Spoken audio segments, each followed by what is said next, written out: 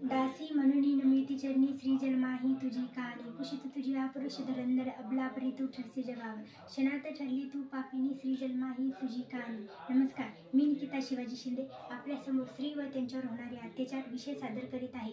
स्त्री सक्षमीकरण म्हणजे काय याची जर पुस्तकी व्याख्या बघितली तर कायदे व कल्याण कार्यक्रमाच्या माध्यमातून आर्थिक, सामाजिक, शैक्षणिक व राजकीय दृष्ट्या या सर्व क्षेत्रामध्ये स्त्रियांना हक्क व दर्जा प्रदान करून देणे, त्यांना विकासाची संधी उपलब्ध करून देणे म्हणजे स्त्री सक्षमीकरण होय.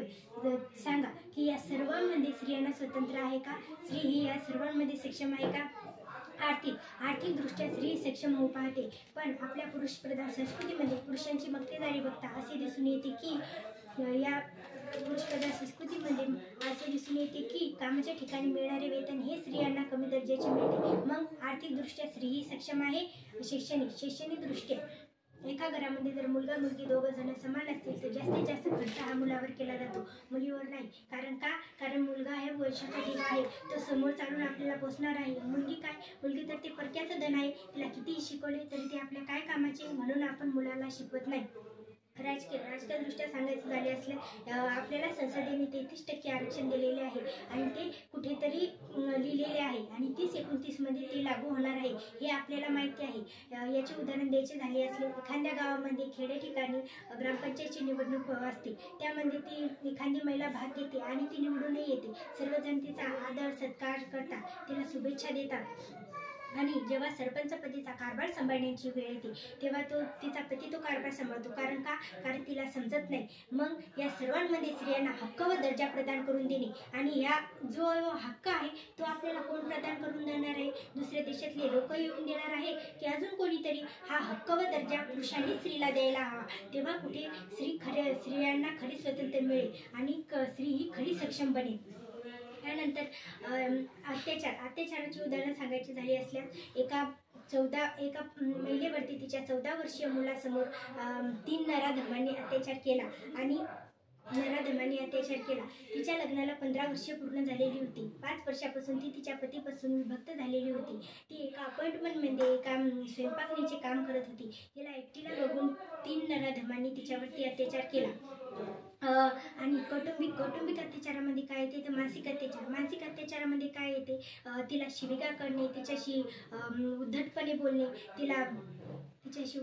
बोलणे, तिच्या माहेरून तिला बोलणे असे वगैरे. शारीरिक अत्याचारामध्ये काय येते तर तिला काठीने मारणे, तिच्या गालात मारणे, तिच्या अंगावरती पेट्रोल टाकून तिला जाळणे असे.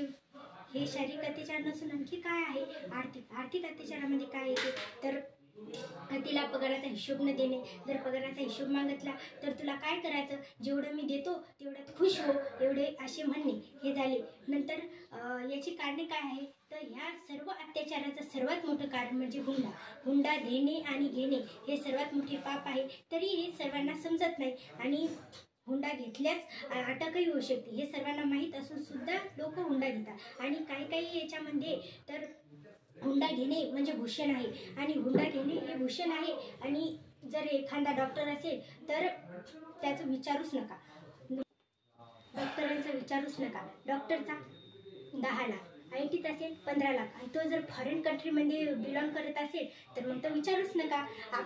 यांनी आपल्या देशामध्ये स्त्रियांचा सन्मान केला जातो, आदर केला जातो, तिला देवी म्हणून पूजले जातो. राणी लक्ष्मी, सरस्वती, दुर्गा अशा नावाने तिला पूजले जाते. सुनीता विल्यम, कल्पना चावला, झाशीची राणी अशा स्त्रियांचा इतिहास आपल्या भारतामध्ये आहे. इंदिरा गांधी, प्रतिभाताई पाटील या सर्व महिला आपला भारत देश चालवत आहे आणि हे सर्व इतिहास आपल्या याच्यामध्ये असतानाच येते. निर्भय, कोपरी यासारखी प्रकरणे आपल्या देशामध्ये कशी घडतात? आपल्या भारत देशामध्ये निर्भय, कोपरी यासारखी प्रकरणे घडतात कारण हे आपल्या भारताचे दुर्दैव आहे.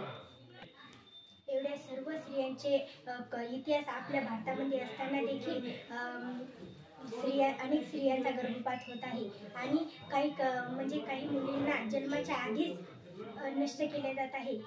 त्या कळ्यांना खुलण्याआधीच अनेक कळ्यांना उमलण्याआधीच खोडले जात आहे. मित्रांनो, जर आपल्याला आपल्या देशाचा सन्मान करायचा असेल तर आपल्याला स्त्रियांचा सन्मान करायला हवा आणि जर आपल्याला स्त्रियांचा सन्मान करायचा असेल तर जे लोक गर्भलिंग तपासणी करतात त्या डॉक्टरांवर कायदेशीर कारवाई करून अंमलबजावणी करायला हवी. गर्भलिंग तपासणी करणाऱ्या डॉक्टरांवर कायदेशीर कारवाई करायला हवी. तेव्हा होईल देश सुरक्षित. जेव्हा लोक स्त्रियांचा आत्मसन्मान करतील, त्यांना मान देतील, तेव्हा होईल देश सुरक्षित. जेव्हा शिवरायांच्या काळातला इतिहास आपल्या भारतामध्ये येईल, तो अस्तित्वात येईल, तेव्हा होईल देश सुरक्षित. जेव्हा एखाद्या स्त्रीवर जर बलात्कार झाला तर मेणबत्त्या घेऊन फिरण्यापेक्षा भर चौकात त्याला पेटवण्यात येईल, तेव्हा होईल देश सुरक्षित. जेव्हा एखाद्यावरती अत्याचार झाला तर त्याला जागीच फाशीची शिक्षा देण्यात येईल, तेव्हा होईल देश सुरक्षित. जाता जाता एवढंच सांगेल की नारी नारी एक समान, कभी किसी का न हो अपमान. जलती नारी करे पुकार, अब न सहेंगे अत्याचार. धन्यवाद.